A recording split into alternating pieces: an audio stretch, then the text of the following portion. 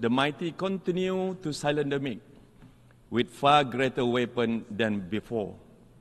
Nowhere does this ring truer, of course, than in Gaza. We stand at a critical juncture in world history on the failure of global governance to address the genocide of Palestinians. And it has echoed across the world on the abysmal response by world leaders to end these horrendous crimes. Yet, there are also many of us who have pursued justice for the people of Gaza. For almost 1 year now, we have raised our voices in protest and sought to establish a ceasefire. Again and again, our voices have been shut down in the Security Council through the power of veto. It is clear the mechanisms of Security Council have been abused to enable mass atrocities. Our failure to establish a ceasefire is no longer justifiable. We have run out of excuses, Mr. President. It is time to address the problem. The veto should not be exercised at will. There must be an exception in cases of crimes against humanity and attacks of civilian infrastructure.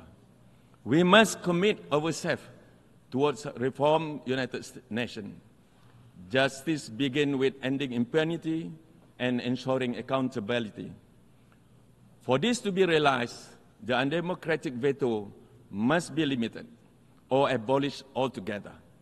The humiliating paralysis of Security Council must be corrected through the empowerment of this General Assembly, where the voices of the majority prevail. Understand this, our willingness to reform is a matter of life and death of countless innocent people.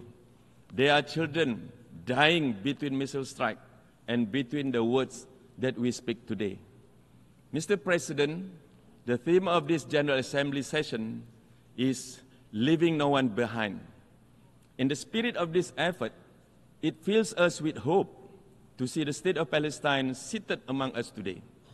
Malaysia lauds the 143 member states for their support in extending the UN's principle of equality among nations to the state of Palestine this year.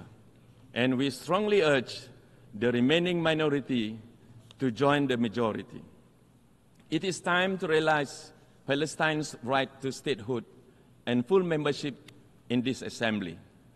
It is only through the elevation of dialogue and diplomacy that we can seek a long-lasting solution, not through collective punishment, not through man-made famine, and not through impunity and disregard for international law, Mr. President. Indeed, the elevation of dialogue and respect for international law have been compromised in this assembly for some time now. Israel has violated every international law there is, including the Genocide Convention, Geneva Convention, and human rights treaties. Just months ago, the world witnessed Israel's mockery and utter disrespect of the United Nations in this very hall with the insolent shredding of the United Nations Charter. Israel's actions with each passing day raise our doubt as to whether it actually believes in the UN system or values its membership in this organization. Its illegal occupation has entrenched a system of apartheid and discrimination against Palestinians. The Israeli regime has itself declared its intent to wipe out an entire population. This is, Mr. President, without question, a genocide. The United Nations must not remain idle. We must urgently utilize the existing processes founded by the General Assembly, along with mechanisms developed by Human Rights Council. Malaysia calls on the international community to reinstitute the United Nations Special Committee against Apartheid. Furthermore, Malaysia's demand that the Security Council invoke the powers under Chapter 7 of UN Charter and impose an immediate arms embargo against Israel. Therefore, Mr. President, our task is threefold. Number one, we must limit or abolish the veto. Number two, we must continue to empower the voices of the oppressed within this General Assembly. And thirdly, we must halt the flow of weapons to rogue states who have proven 100 times over their willingness to commit crimes against humanity. Although the powerful few may behave as though might is right, let there be no question that in the United Nations, the voice of majority will not go ignored. Indeed, we must empower smaller countries to meet the challenges of our time. The international landscape is in flux, Mr. President. Superpower rivalries, global economic uncertainties, climate change, unequal development, and the many misfortunes that come with it. Countries situated in Southeast Asia are no exempt from these worries. Yet, through the decades, we have not only endured, but overcome many of our shared hurdles together. We have achieved this together, the ASEAN way. Through ASEAN, we have propelled ourselves to get forward within the international architecture by bolstering peace, security, economy, and regional identity. Yet, the years ahead will profoundly test us. ASEAN resilience, ASEAN shared norms and identity, and ASEAN processes and mechanisms. Malaysia stands ready to assume the chairmanship of ASEAN in 2025, and we are fully cognizant of reasserting ASEAN in the driver's seat of the Asia-Pacific region. Our chairmanship will focus on the region's drive for future readiness. We will emphasize reinforcement of global aspirations, inclusive and people-driven policies, and future-oriented mechanisms. We will aim to fortify ASEAN centrality amid the emergence of multilateral pacts affecting the region. This is a key step to prevent the region from becoming entrapped in unnecessary geopolitical rivalry or possible escalation. Mr. President, ASEAN centrality must also involve managing the most critical issues of the South China Sea. This body of water, rich in resources and carrying the vital shipping line, has become a flashpoint of rising geopolitical tensions. Escalation of rhetoric is a dangerous path to follow. We must not allow the situation to become dominated by growing distrust. This benefits no one. It only further undermines security and destabilizes global trade.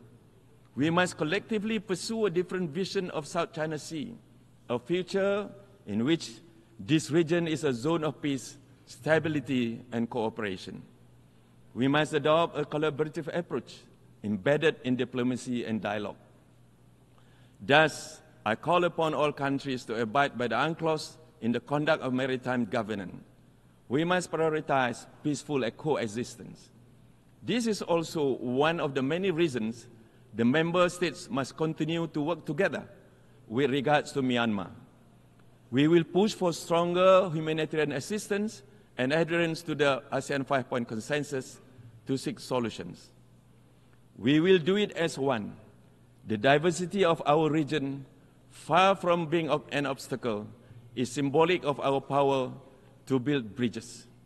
It goes without saying, Mr. President, that our stewardship of ASEAN will therefore emphasize continuous dialogue with our partners, as well as the adaptability needed to engage with different challenges and stakeholders. Malaysia will strive to realize our common desire and collective will to live in a region of lasting peace, security and stability, sustained economic growth, social progress, and ultimately shared prosperity. Yes, shared prosperity, Mr. President. This is the ghost of geopolitics, Mr. President, often spoken but never seen. Mr. President, the countries of the Global South have continued to be marginalized and remain underrepresented on many fronts. Global socio-economic development, climate mitigation efforts, education, health, and infrastructure development. International mechanisms fail to adapt to current realities, often isolating and penalizing developing countries, placing the burden of environment guilt onto them while disregarding our very real needs. The lack of infrastructure, technology, and resources has prevented developing countries from fully engaging in international systems and aspirations. One of the primary challenges, Mr. President, is equitable access to financing for development. Innovative and new models of financing for development that drive sustainability, conservation, climate action, and achievement of SDGs should be part of new multilateral solutions. The climate crisis may be the most pressing challenge of our time. It is no longer a distant threat. It has flooded our doorstep, Mr. President. It transcends borders by disrupting economies and displacing entire communities. The scientific data has spoken. We are witnessing unprecedented level of warming, extreme weather, and devastating impacts of rising sea levels. National efforts alone will not suffice.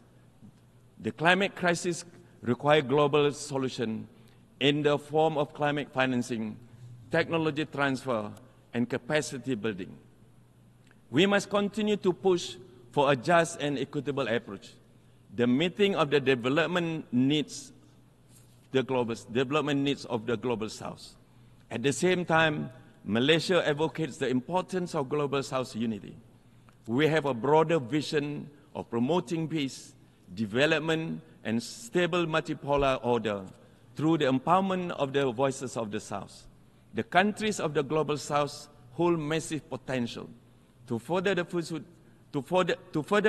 of peace and justice around the world, through solidarity among developing nations and through mutual support and understanding. This is fundamental to ensure fair and equitable progress for all. The Global South demands your attention, Mr. Chairman. We must not leave anyone behind. Unfortunately, global trends are pointing at the opposite direction.